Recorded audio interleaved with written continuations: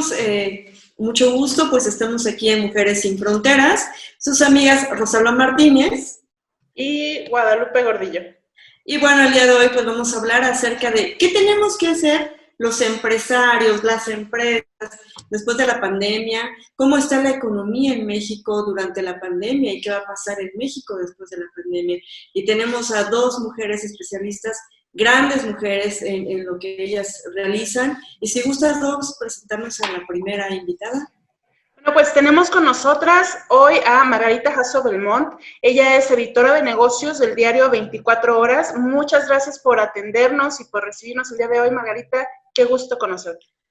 Muchas gracias, Ros. Pues igualmente conocerte también a Lupita. Siempre un gusto participar con ella desde hace ya muchos años en todos los proyectos y estamos por acá muy contentos para hablar de este tema muy interesante.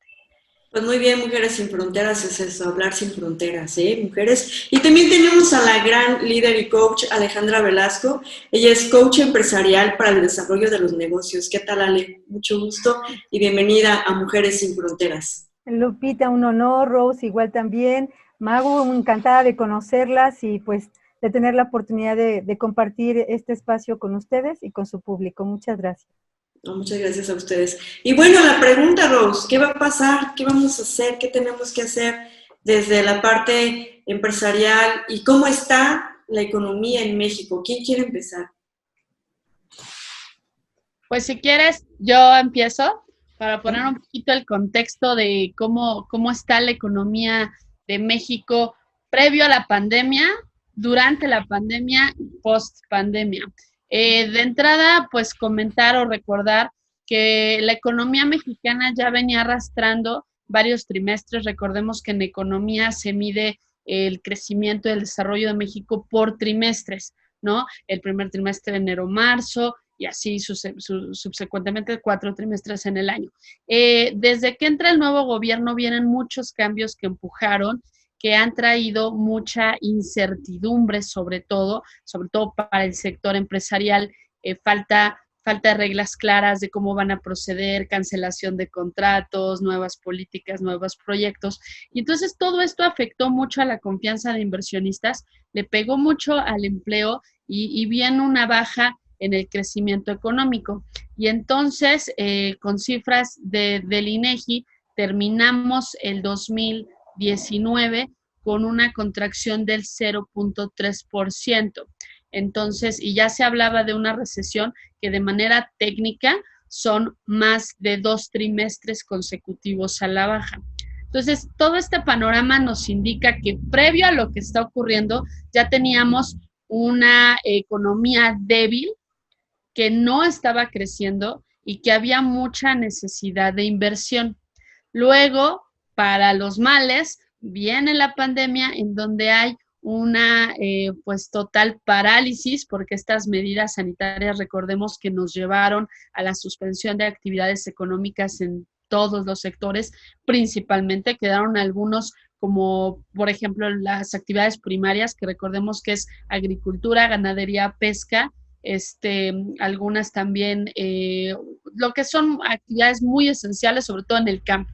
Ellas continuaron, pero lo que es industria, lo que es servicios, lo que es turismo se paralizó, el comercio también, y esto nos lleva a una afectación principalmente en el segundo trimestre de este año, que es en el que estamos, que es de abril a junio, ¿no? En nos encontramos y los analistas prevén que tan solo en estos 3 meses el Producto Interno Bruto del país haya caído, incluso se habla de un 20%.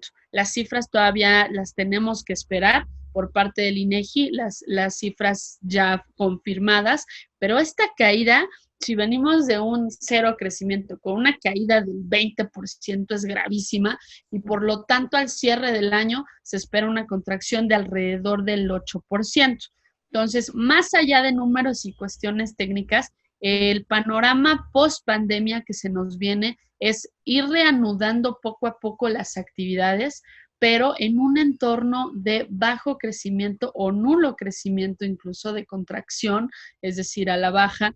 ¿Qué pasa en los empleos? Totalmente pérdida de empleos, cierre de operaciones, no hay apoyos suficientes para la actividad empresarial.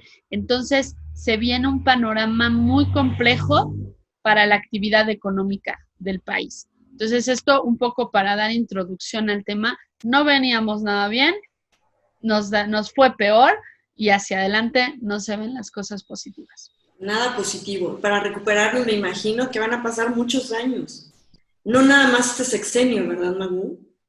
Pues no, porque, por ejemplo, hay un indicador que también debemos de conocer a nivel económico, que es el nivel de deuda, ¿no? Cuando nos está yendo mal, y si lo enfocamos siempre lo explico como a los bolsillos de la gente, a la familia, cuando tú tienes un problema de ingreso, pues primero recortas tus gastos, pero también a lo mejor vas a necesitar endeudarte o pedir un crédito, un préstamo para poder pues ir poco a poco creciendo otra vez y cuando te recuperes puedas pagar.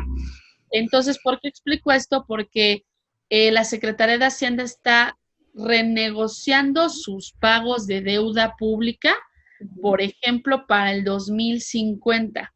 Esto nos da una idea de que estamos en 2020 y si ya están renegociando el pago para 2050, pues sí nos está dando una idea de que al menos 30 años, digo, esto a lo mejor es exagerado, pero que en 30 años podamos ir pagando, ¿no? A lo mejor una recuperación, hay otro escenario muy optimista, que las autoridades están viendo que en 2021 podamos tener una recuperación en V, que le llaman palomita. Ahorita caemos muy fuerte y vamos a repuntar, pero este análisis lo ha refutado algunos organismos internacionales porque dicen que no va a ser tan veloz. ¿Cuánto nos puede tardar? La verdad, puse el ejemplo de la deuda pública de estos 30 años porque es más o menos cuando están viendo que ya vamos a poder pagar la deuda, pero pero cuánto nos puede llevar todavía es un poco indeciso y no me atrevería a ponerte un año preciso porque va a depender de cómo venga la recuperación, si no haya nuevos brotes, cómo se abran las reactividades y qué tanto la gente pueda consumir respecto a su nivel de ingresos. Pero por lo menos yo creo que más de 1 o 2 años y como bien dices, el sexenio seguro no los lleva. No nos va a aguantar, no nos va a dar para la recuperación. Me imagino, ¿no? Y bueno, ¿y qué se necesita para llegar a esa palomita o cumplir con esa V? Pues lo que te decía de entrada, que la reanudación de actividades se lleve a cabo de lo más ordenado posible respecto al cumplimiento de protocolo, que la gente sí salga confiada, que esto es difícil porque venimos de un confinamiento en donde tenemos miedo de salir y de regresar a una actividad normal. Pero bueno, si vamos a ir saliendo, consumiendo, los empleos se cuidan y hay apoyos para la inversión, yo te diría que va a depender, y analistas lo confirman, de que haya certeza para la inversión, y ahí es donde viene la parte empresarial, porque si no va a haber inversión, no va a haber empleo, si no va a haber empleos, no va a haber poder adquisitivo, y si no hay poder adquisitivo, no va a haber consumo, entonces el dinero y la economía no va a fluir, y eso es lo que necesitamos para tener la recuperación. Pero la pregunta sería, ¿hay certeza para la inversión o no? Eso es más o menos lo que yo...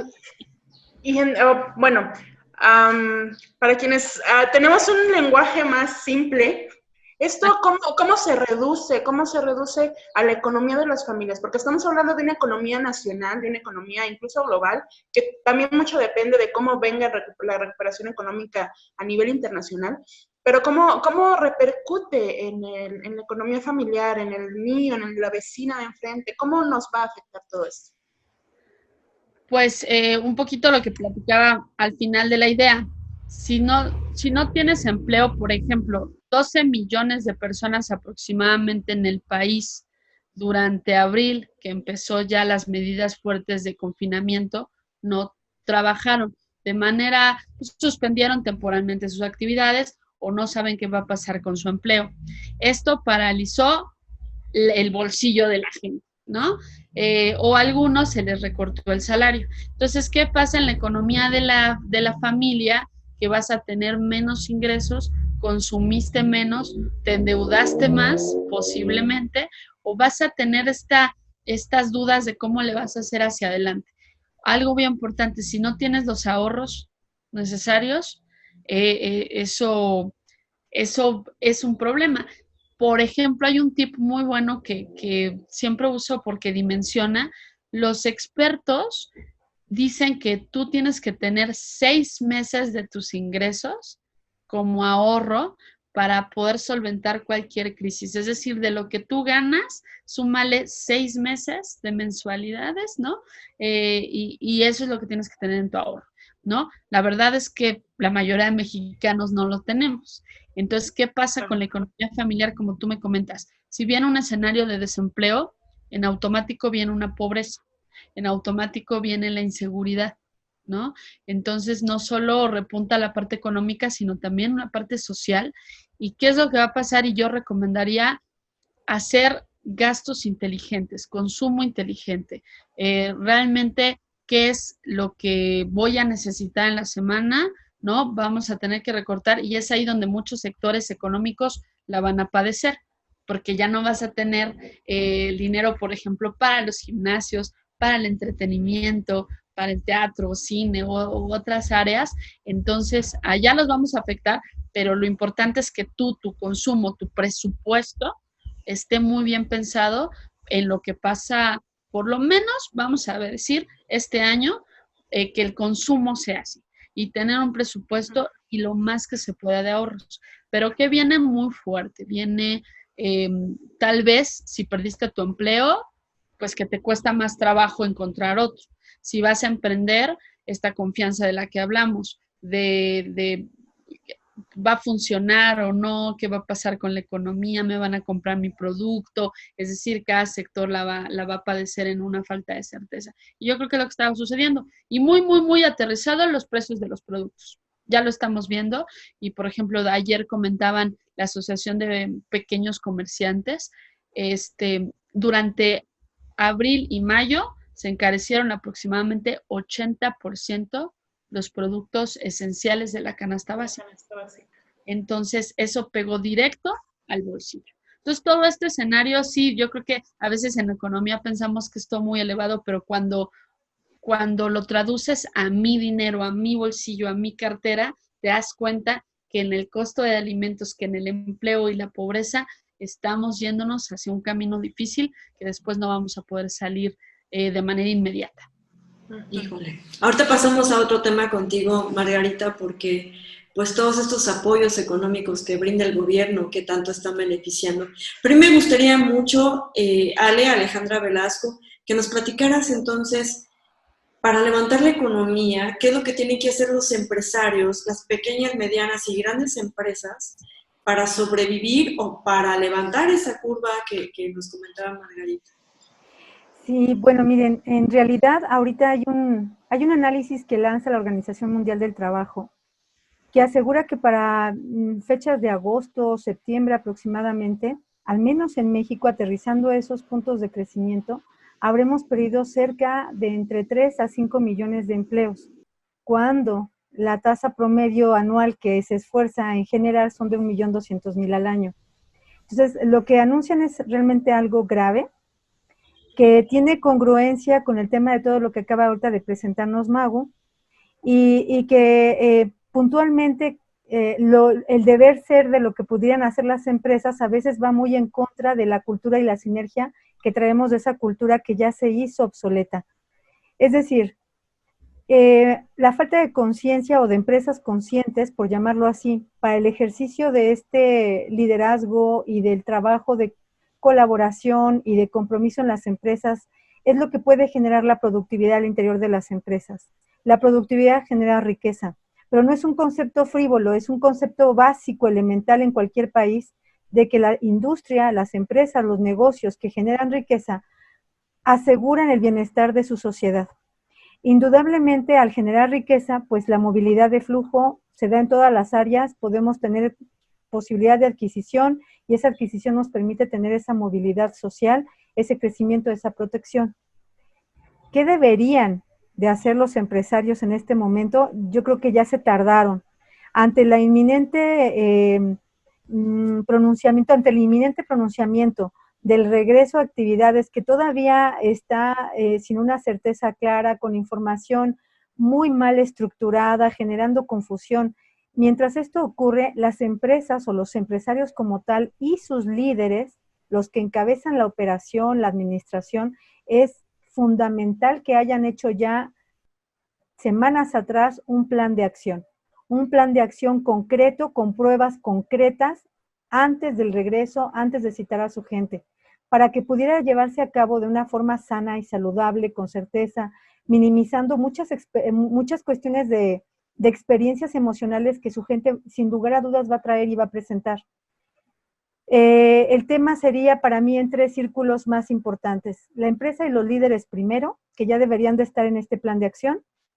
Posteriormente, en un siguiente bloque, de manera fraccionada, de manera fragmentada, los colaboradores y la alineación de esas decisiones con la voluntad de la gente. Porque no importa las decisiones de estrategias que se tomen a nivel del que sea, de cabeza de quien sea. Si no está alineado a la voluntad de la gente, ninguna estrategia puede funcionar.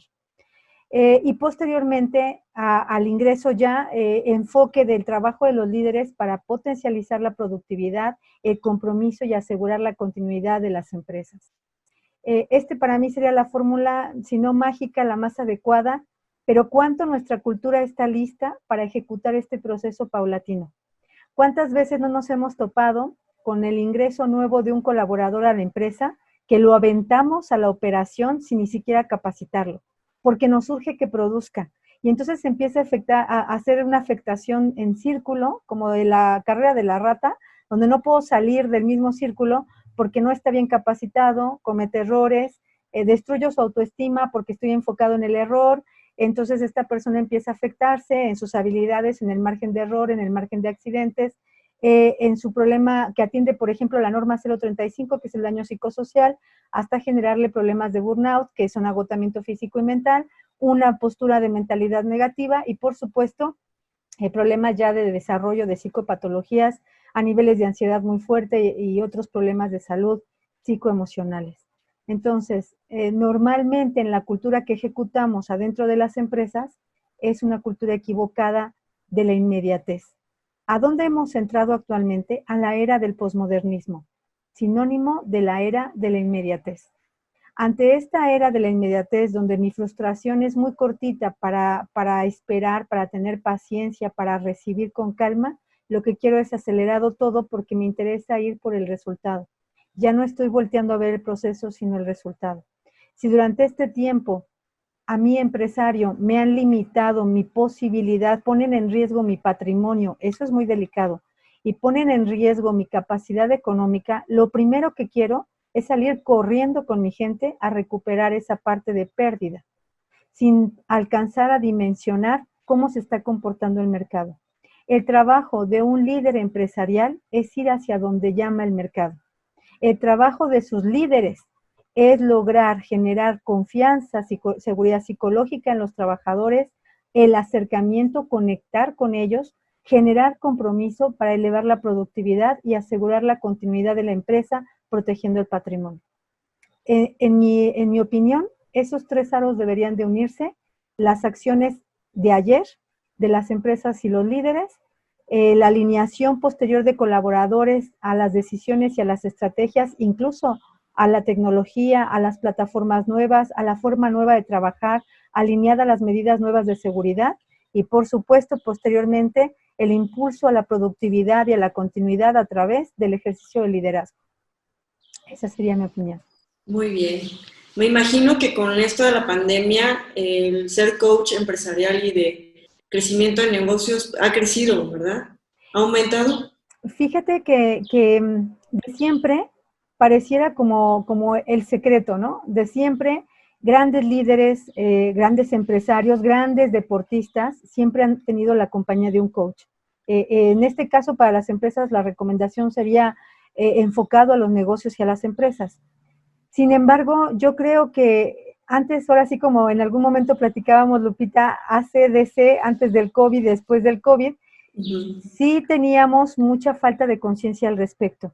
Llegamos a tener gran capacidad de asumir información y nos puso en una postura muy arrogante, donde yo ya lo sé todo, pero no sé usar esa información. Hoy no basta con saber tanta información. Hoy se necesita saber cómo voy a usar esa información. Y es importante darnos cuenta que no tenemos que saberlo todo, que hay cosas valiosas en nuestro mapa mental que no necesariamente yo tenga la capacidad de poder extraerlos desde donde yo sé, porque hay cosas que puedo saber que no sé, y entonces echar mano de alguien que pueda asesorarme, acompañarme en ese camino para ser mucho más asertivo en mis decisiones, potencializar el talento que tengo y entonces ponerlo a disposición de hacer efectivo mi operación en mi trabajo, en mi negocio, en mi empresa, en mi industria. Yo creo que después de este COVID se viene dando un salto cuántico que no sabría definir de cuántos años, tal vez podría en este momento que todo es incierto asumir que sean 10 años adelante.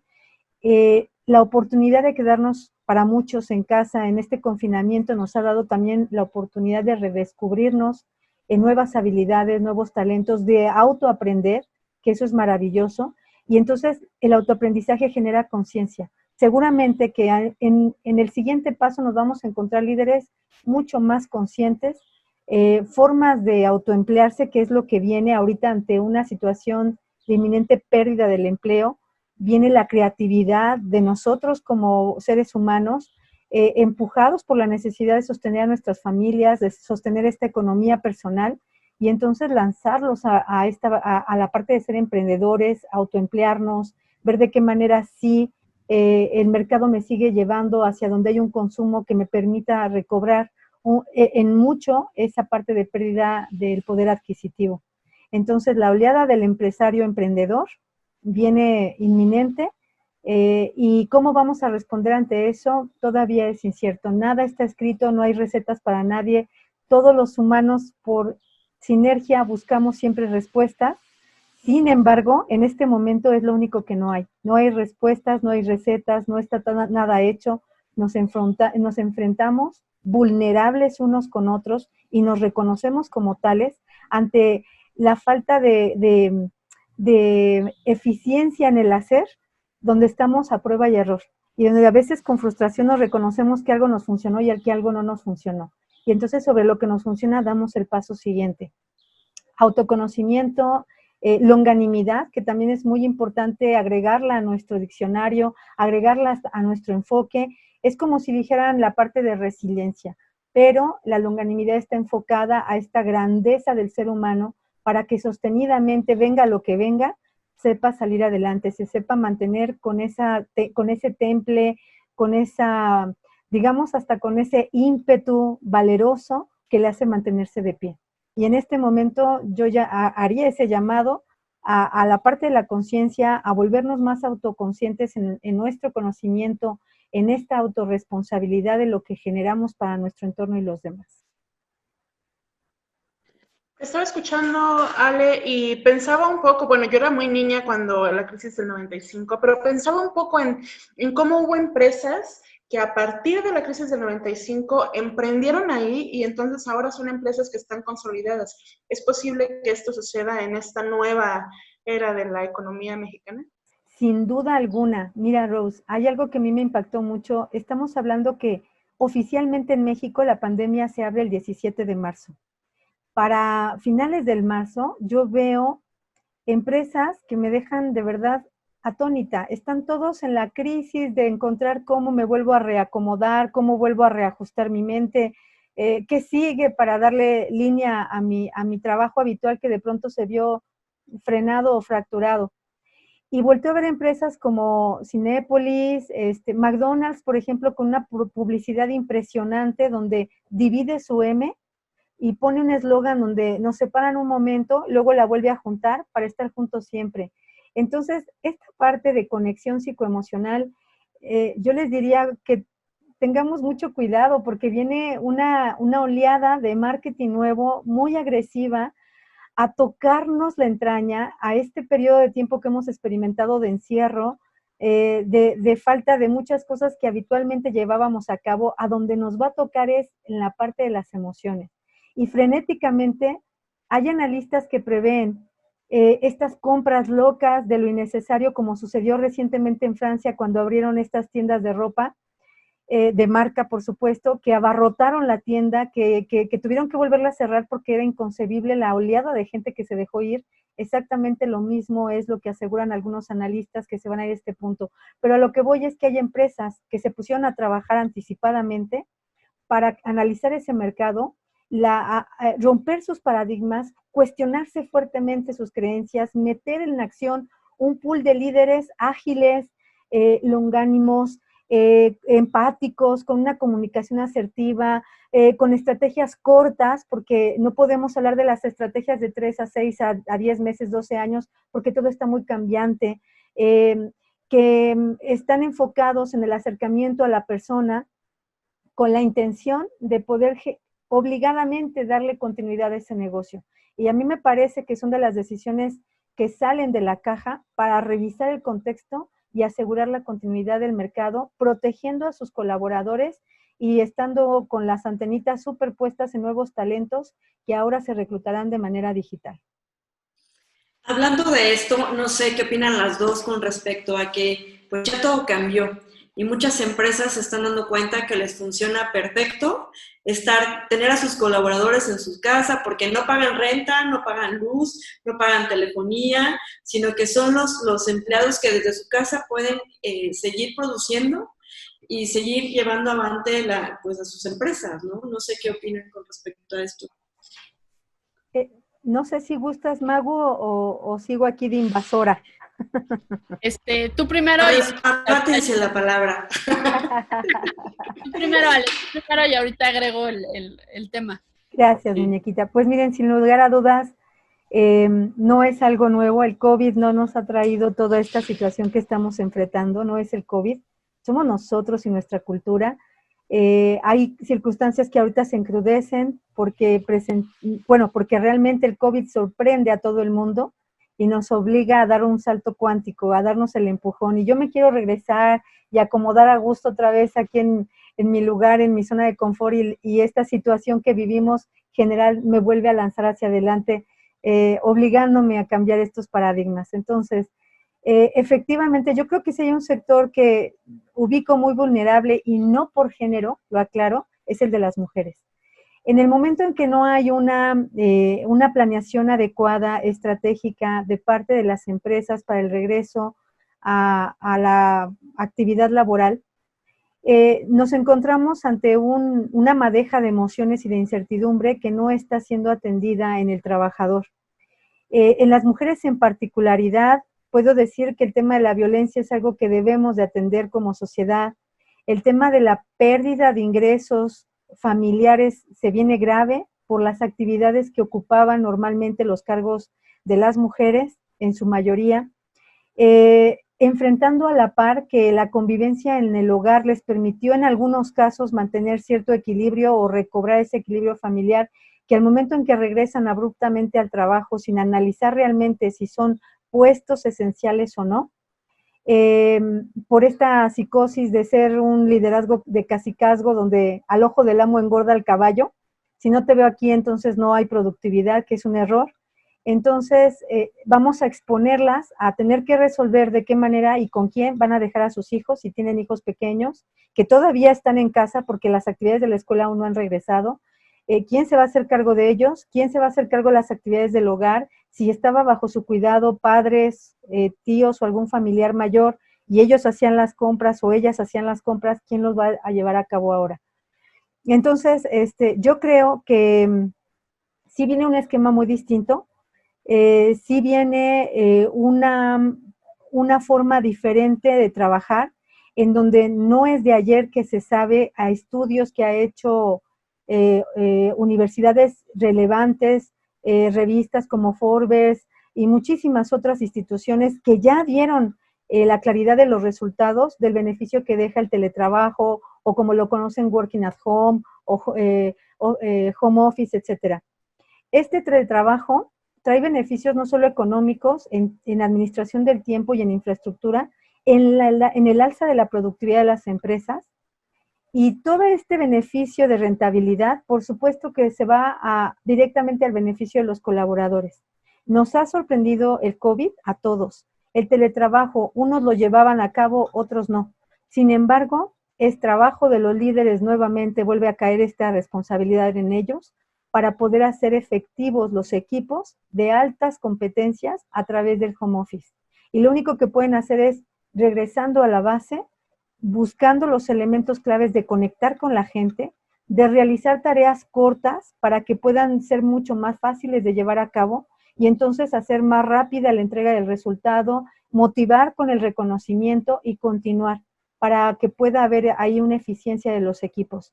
De esta manera, paulatinamente, progresivamente, lo ideal es que los líderes y las empresas se sientan a hacer una revisión de qué puestos son esenciales, quienes sí requieren regresar, que esto ya es algo que se debió de haber hecho ya con antelación, quienes no necesitan regresar y de qué maneras pueden estar jugando con esta parte escalonada de su presencia en la oficina.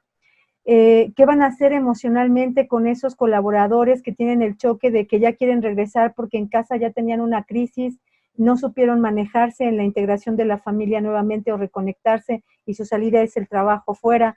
¿Qué van a hacer con los que están afuera, que vienen de una experiencia de estar resguardados y presentan lo que le llaman el fenómeno de la cabaña o la cueva, que es este temor de enfrentar, que si me puedo contagiar, que si no sé cómo enfrentar lo nuevo del trabajo, que esto me da inseguridad? ¿Qué van a hacer en esa parte? Sería la pregunta que yo dejaría sobre la mesa. Necesitan llegar preparados. Esa sería mi opinión. Gracias, Magu. Y yo voy a agregar primero que hay una frase que en varias crisis las he escuchado. Dice, las crisis son oportunidades, ¿no?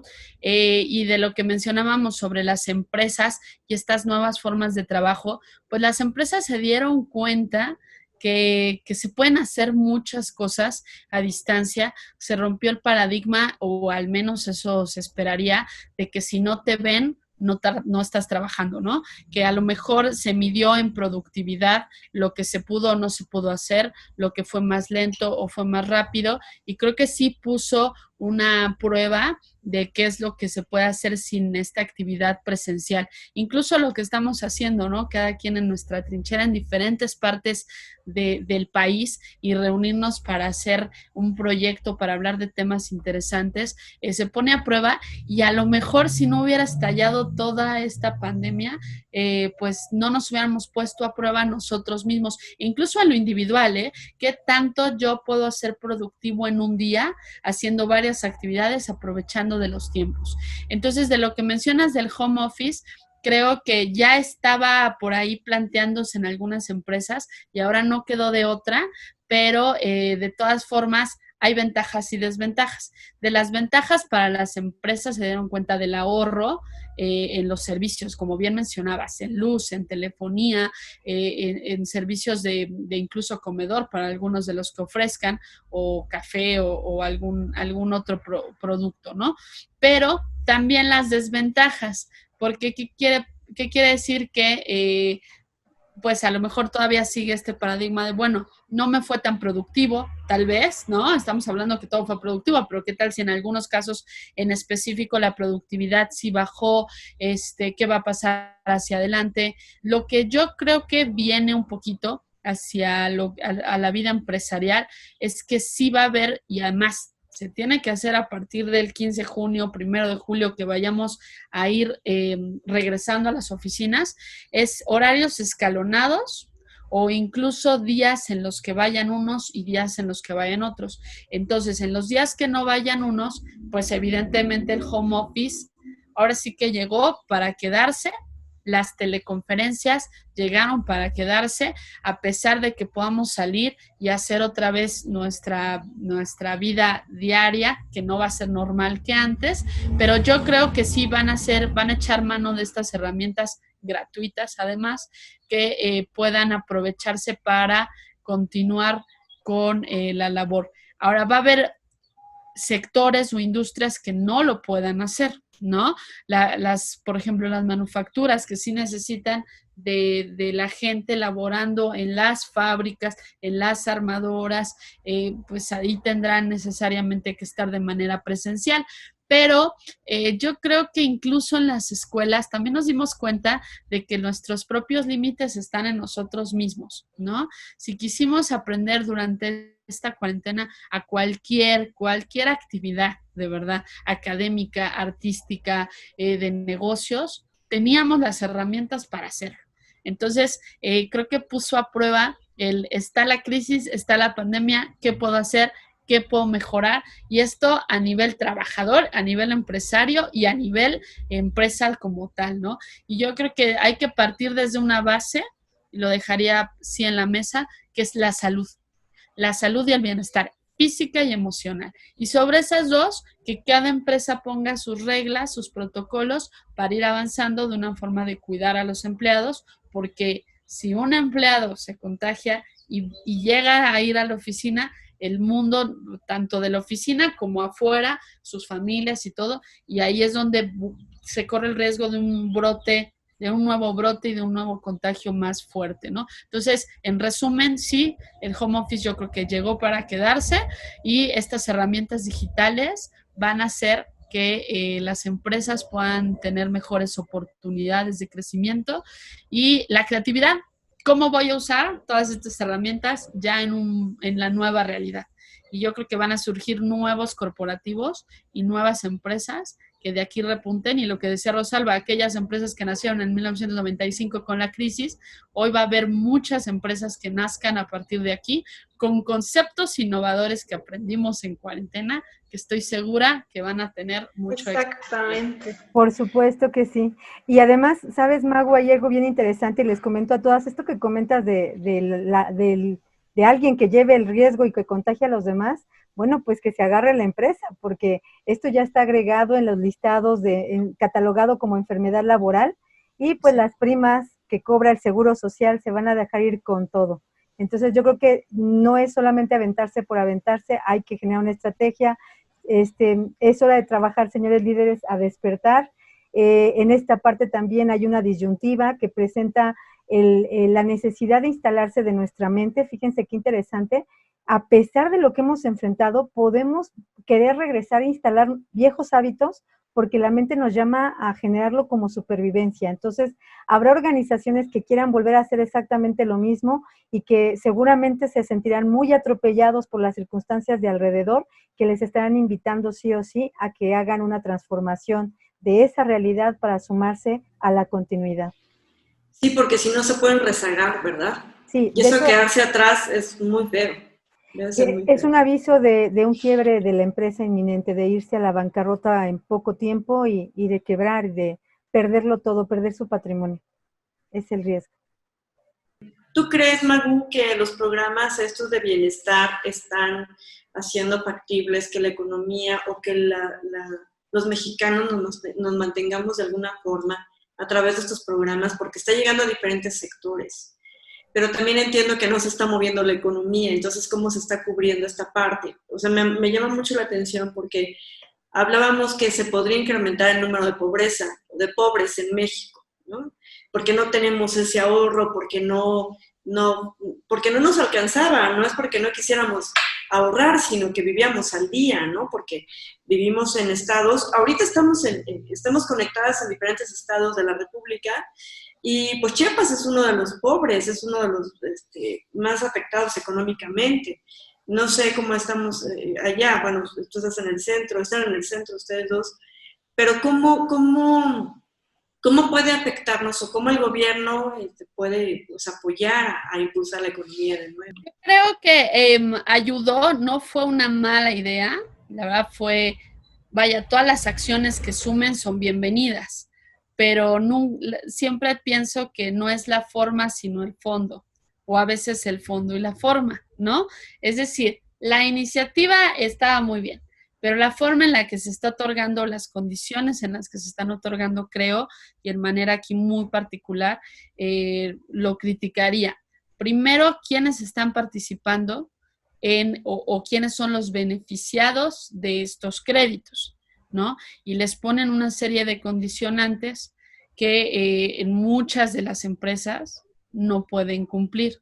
Y ya si cumpliste y te la dieron, son 25,000 pesos de crédito, que cuando he hecho entrevistas, ¿no? A diferentes sectores, por ejemplo, de las estaciones de servicio de gasolineras. Y esto es un ejemplo así chiquito de todos los sectores. Pero cuando yo le hacía la pregunta si estos gasolineros estaban acercándose para solicitar el crédito, pues el líder gasolinero a mí me dijo no, y no porque no nos interese, sino porque no te va a alcanzar ni para el mantenimiento de una estación una sola vez, ¿no?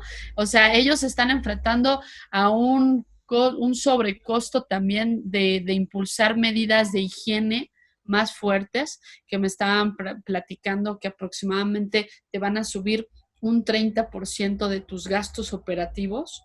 Entonces, los 25,000 pesos te vas a endeudar con condiciones de crédito, de deuda, para 25,000 pesos que no te van a ayudar en nada. Otros sectores me cuentan que nada más para las nóminas de una quincena. Entonces, a lo que voy es, ahora, dinero, entiendo, la banca de desarrollo, que es a través de este Banco del Bienestar, y el gobierno pueden verse un poco apretados en la parte de financiamiento, de entregar dinero. Pero si también ahí entramos en otro debate, ¿no? Que lo platicaremos tal vez después, es si sí tengo el dinero, pero lo estoy gastando en proyectos que no son ahorita necesarios y esenciales, como la construcción de obras de infraestructura, como el Tren Maya, como la refinería, etcétera, pues me estoy quedando sin dinero para dar o aumentar el monto de estos créditos. Entonces, yo creo que aquí no es que esté mal la iniciativa, pero era poco el monto y muchas condiciones. Habría que ver, sí. Ahora agrego la parte positiva, hay muchos empresarios que sí se están acercando y sí les están dando este apoyo. Habría que ver qué parte de todos ellos realmente a qué les está alcanzando, ¿no? ¿Qué les está funcionando? Fue una buena iniciativa, pero yo creo que no es la única medida que se tiene que hacer y que, vaya, si también lo remonto a lo que pasó en marzo, pues los empresarios se unieron y fueron a buscar a López Obrador, al presidente, muchas veces a sus allegados para darles un pliego petitorio de las medidas que les podían ayudar para poder no estar tan atorados en este momento, que ya es junio, que ya van a reabrir, que no van a poder solventarse y que con un crédito 25,000, pues obviamente es insuficiente. Y no tuvo aprobación, un aval de todo ese pliego petitorio y hoy están las consecuencias. Entonces, sí, si lo tomas como positivo, fue una buena medida. Si lo tomas como la parte crítica, pues yo creo que sí no era suficiente o no es suficiente. Sí. Y digo, a mí desde otra perspectiva, complementando lo que dice Magu, para mí es simplemente, pues, publicidad, linda publicidad, porque 25,000 pesos un empresario en forma sabe perfectamente que no le rellena nada. En casos de nóminas, de enfrentar nóminas de 300,000 pesos, 200,000 pesos, 25,000 pesos no asuman nada, además de haber pasado el calvario de gestionarlo, y además de otra cosa muy importante. El empresario no ha tenido ningún beneficio hacendatario, no ha tenido ningún beneficio ante la Secretaría de Trabajo y Previsión Social, porque al final de cuentas eso sigue caminando, las normas existen y llegaron para quedarse también, y en su momento Protección Civil y Secretaría del Trabajo hacen sus inspecciones, que eso también, al no tener esa parte en corriente, le implica amonestaciones a la empresa hasta multas. Entonces, eso también le pega a su capital o al flujo que tengan y obviamente pues a su patrimonio. Yo creo que ser empresario en México es toda una lucha titánica para poder generar riqueza, para poder cuidar trabajadores.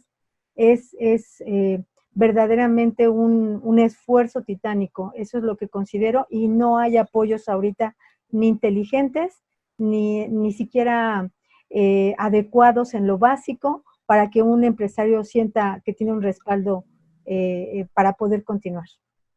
Y estamos hablando a nivel empresarial, pero aparte hubo estas otras tandas para el bienestar de 6,000 pesos que empiezan, primero, se las dan sus preseleccionados, son personas que estaban en el programa Jóvenes Construyendo el Futuro, personas que no tienen ninguna empresa, que no tienen ningún emprendimiento y que planean emprender.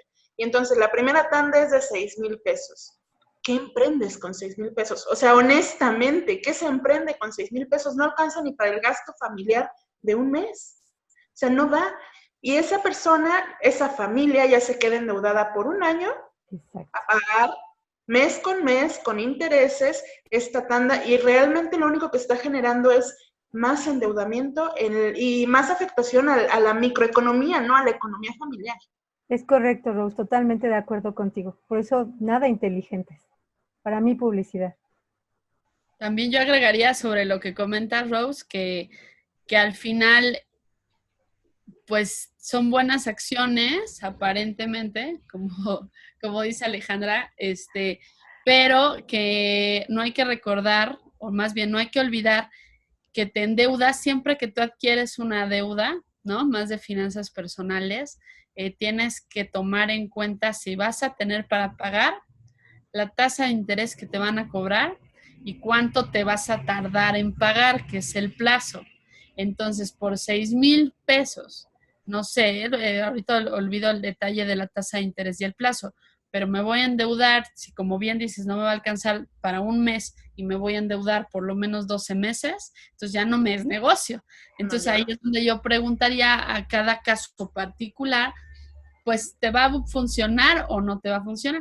Y si no te va a funcionar, pues entonces no te metas en un problema de deuda actual, ¿no? Y yo creo que también hubo otras acciones, por ejemplo, de los bancos, que también tenemos un poco de miedo a acercarnos a los bancos, pero yo creo que no fue tampoco tan erróneo sus programas de apoyo de diferimiento de pagos en esta pandemia. Sin embargo, había también que comparar, como siempre, y estar muy enterados de qué es lo que me ofrecía el banco tal, y tener en cuenta que era solo me perdonan 4 meses que no pueda pagarles, pero eso no quiere decir que al final del crédito esos intereses se puedan sumar, y entonces tendría yo que estar ya muy saludable con mis finanzas para poder pagar al final de estos 4 meses de perdón, ¿no? Entonces yo creo que había opciones, pero era acercarte a tu asesor. Y hablando también un poquito antes de la emisión, de la grabación, platicábamos de la importancia de los coach,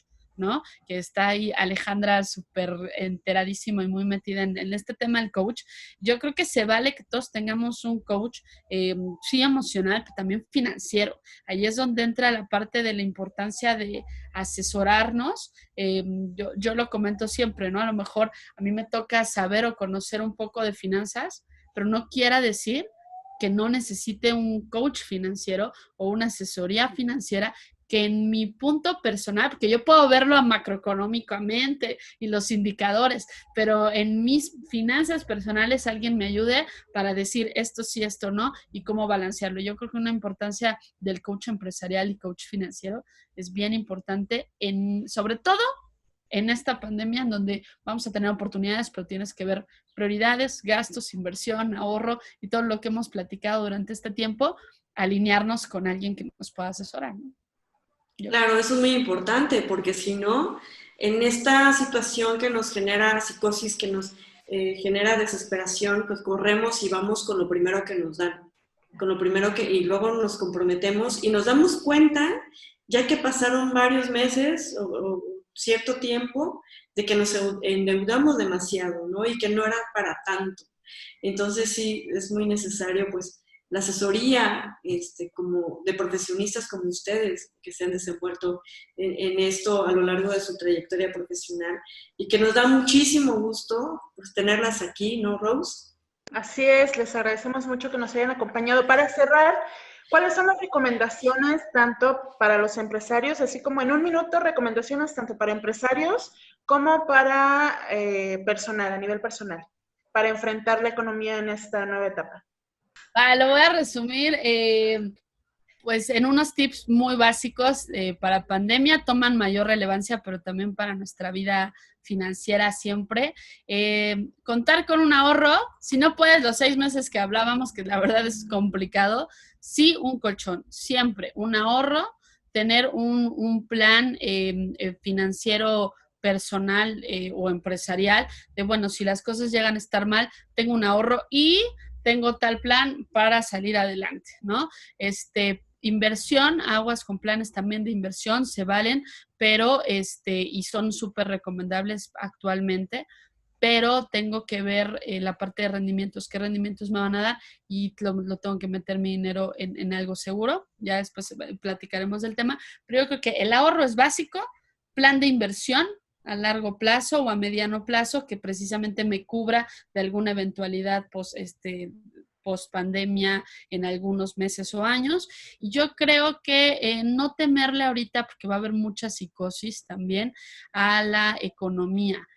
Guardar muchísimo todos los protocolos sanitarios, pero a los empresarios les diría, arranquen sus actividades con los protocolos que les pidan, pero utilicen las actividades y reduzcan gastos de manera inteligente, y a la gente hagan su presupuesto más inteligente, es decir, todos los gastos que ahorita no sean prioritarios, recortarlos unos meses, en lo que mejora las finanzas, ahora sí que apretarse el cinturón, pero sin dejar tampoco de lado de consumir, porque tenemos que ser todavía girar y mover la economía. Está en nosotros, pero para mover la economía es hacer consumos inteligentes.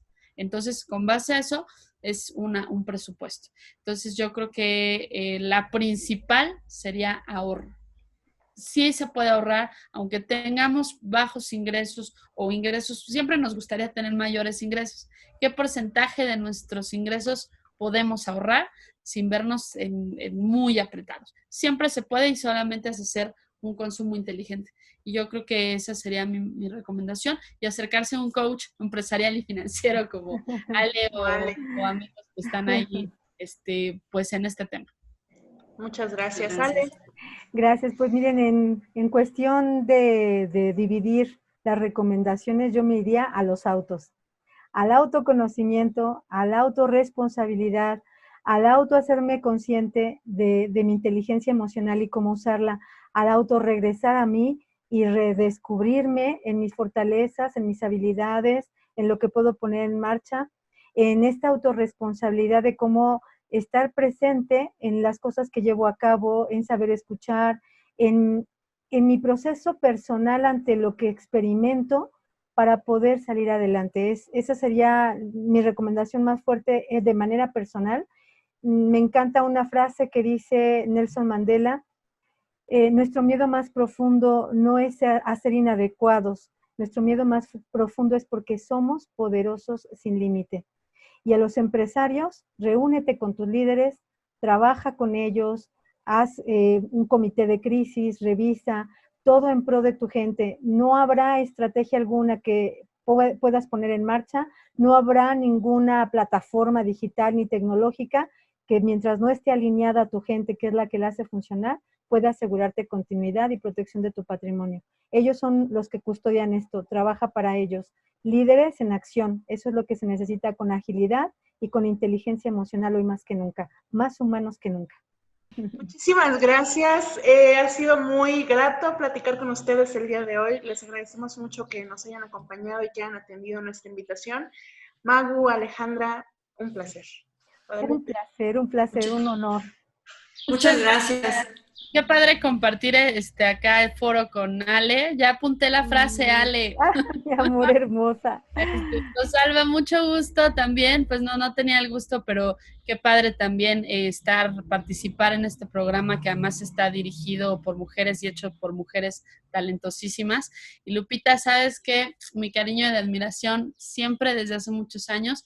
Fuiste una guía, nos conocemos desde que estaba estudiando comunicación y realmente fue muy padre porque fue una guía de lo que ahora me dedico, ¿no? Realmente, ¿no? Entonces, Lupita, muchas gracias. Ale, qué padre aprender de ti también. Hombre, hermosa, tú me diste el más importante tesoro junto con ellas. Eres una profesional hermosa, maravillosa, que abres perspectivas, que mereces estar en ese mercado asesorando, ¿cómo no? Hace mucha falta, me encantó que lo puntualizaras y ha sido un honor compartir esta sesión contigo. Yo me quedo a tus órdenes con mucho cariño. Lupita, igual, ya sabes que te amo, adorada de la vida, y Rose, me quedo a tus órdenes con gran amor. Rose, me encantó conocerte. Gracias a ustedes por la oportunidad que me brindaron el día de hoy. Muchas gracias y mucho gusto. Esto fue Mujeres sin Fronteras. Lupita, nos vemos en la próxima sesión. Les mandamos un abrazo y un beso a todas. Así es. Hasta la próxima. Gracias, bye.